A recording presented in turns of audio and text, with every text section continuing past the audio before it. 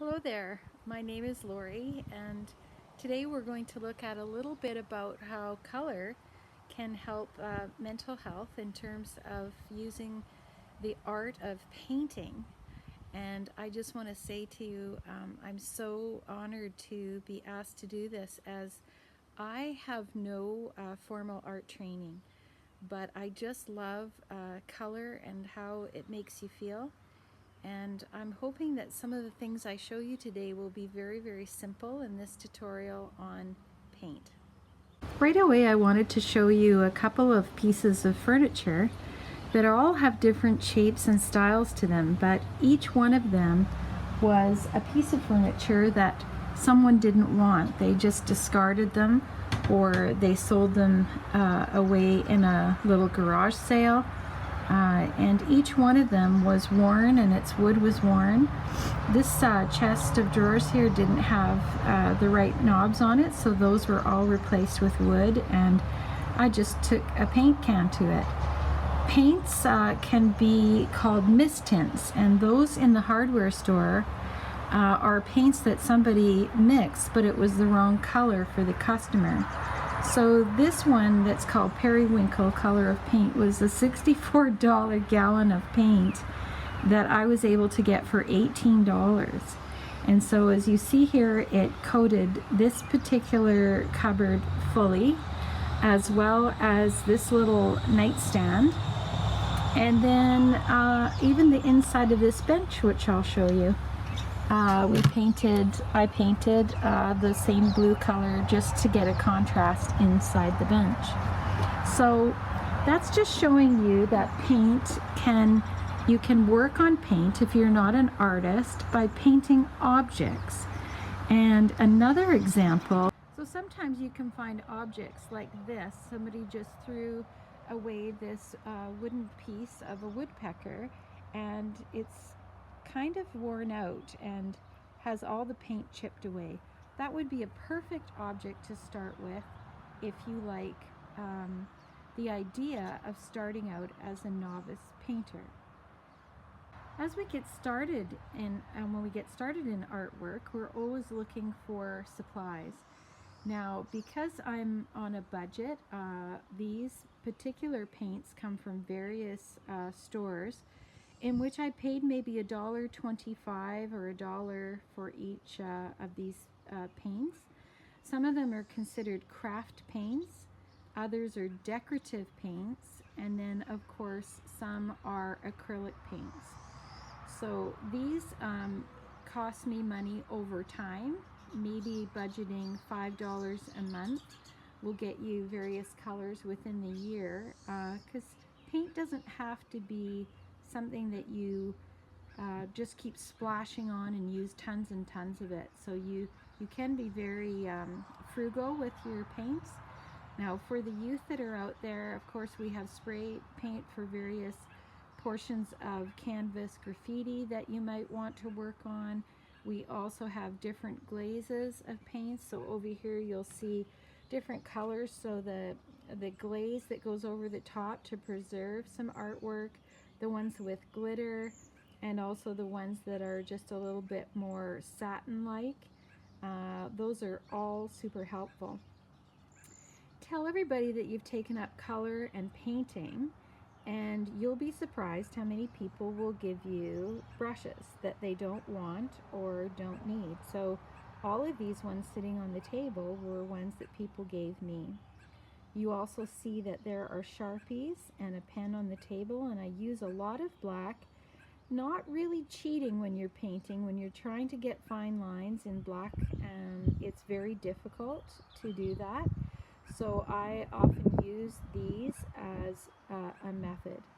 Now, a simple little painting that I just made up yesterday for an elder was just talking about her story of her life and where she was from, and how she did travel by canoe here on the west coast of British Columbia, as well as set in a traditional teepee. So this is just a little painting that I put together for her of color, and you can see that it's not too detailed. It shows a lot of the colors that she is used to, and it talks a little bit about the raven as well as the moon. So many of you may know the story of the raven stole the light. So this was her story. So I listened to the elder, painted a little bit as she was talking, and this is what we came up with. I wanted to also show you just a series that I completed, and you said, well, Lorie, you have no training. But the way to do these small paintings is to first put the backdrop on. So that's the color that you see in blue. And then take a pencil and try your very best to sketch what you're seeing. It will not be perfect. And we're not perfect, so don't worry about that. Do your best at sketching it, whether it be a puppy, a flower, a sunset. Because the beauty about working with paint is that you definitely can cover up your mistakes with paint and go over things, and paint kind of gives you a second chance. So here on the West Coast, we fish a lot for salmon, and these are salmon flies. So for many of you, this is what goes on the end of the fishing line to attract the fish. And all I did was look them up online and get a good idea of their shape and form, penciled them in, and then had fun with color. This bottom one is for coho fish, for example, coho salmon. And then you have, of course, the colorful one for Chinook salmon, and then another one for pinks and various other chum. So those were ones that I created just out of sketching with the pencil. As I said, paint can come in a number of forms. This was a nature piece that I did, just of all different forms and glue. I use vintage jewelry that people either threw away, or you'd be surprised what's in our local dump, for example, and put together a nature scene. And within that, of course, the moss that I used was starting to age and brown. So I was able to go in with paint again and color that slightly so it stayed a permanent green. This little picture frame was done for a brand new baby boy that was just born, and the little announcement of his birth and his parents' signatures will go inside that. So that was kind of fun to work with. Stores that will sell these to you for, you know, around a dollar or so. I'm just going to try with my hand to turn the other one over so that you can see that they're very modest canvases that are just stretched over wood, and a lot of staples on the back. So these canvases are very resilient and will hold up under paint. So I'm going to challenge you to go and get one of these and begin the process anywhere.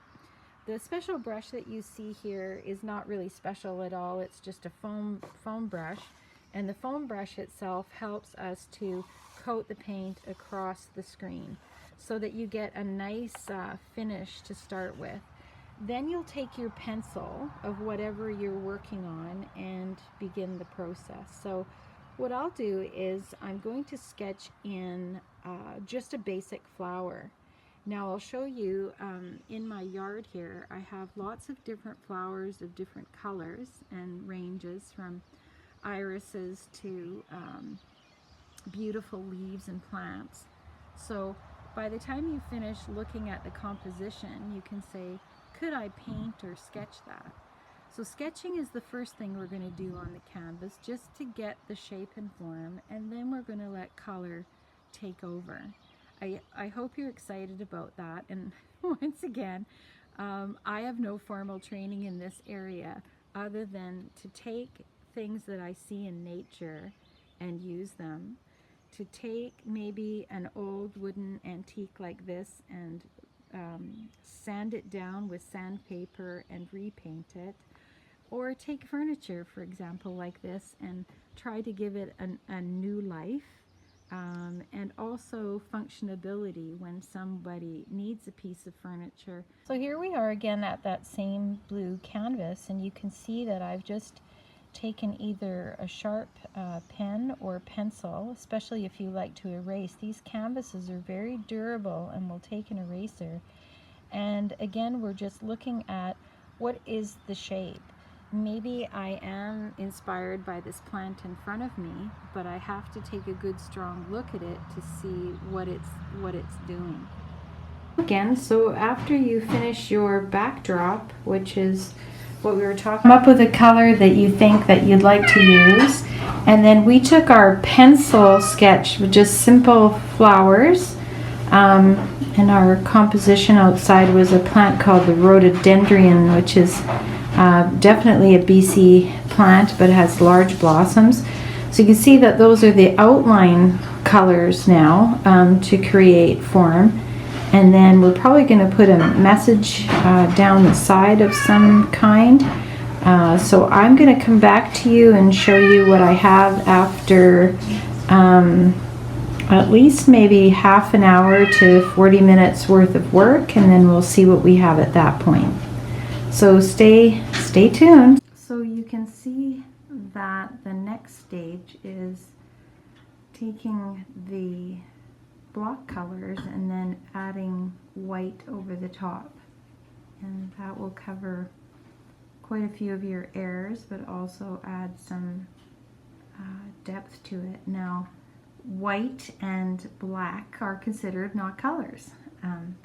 They're part of the spectrum that many of you might have learned in your junior high or high school curriculum, that one has all the spectrum colors and prism in it, and the other one does not.